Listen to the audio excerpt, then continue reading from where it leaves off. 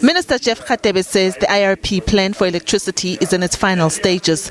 The plan details government's long-term plan for electricity security from various energy resources such as coal and renewable energy. In August last year, the Department of Energy released a draft IRP where South Africans were expected to comment.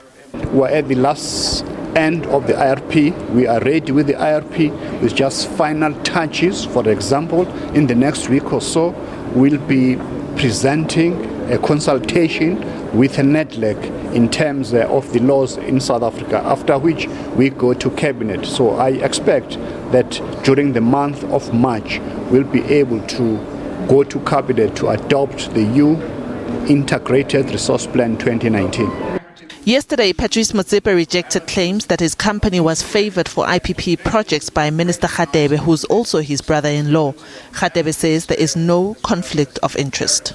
I have no conflict of interest.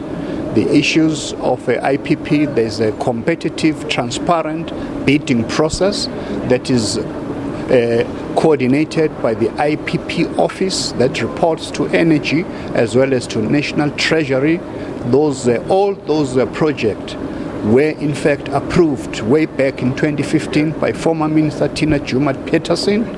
What I did was to ensure that we execute these to bring in 56 billion rand into the South African economy, to bring about policy certainty that this is the policy of the ANC government to introduce renewable energy in order to ensure that we are part of the global community in meeting our international obligations in terms of the Paris Agreement.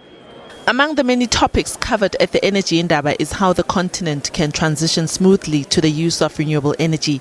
According to the International Energy Agency, renewable sources account for just 1% of Africa's total power generation, compared to 81% of coal, gas and oil.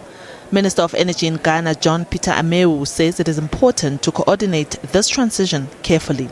Whilst we have missed out of the coal age, we have realized that coal is the key to industrialization because of the cheaper cost of coal per tariff in terms of electricity.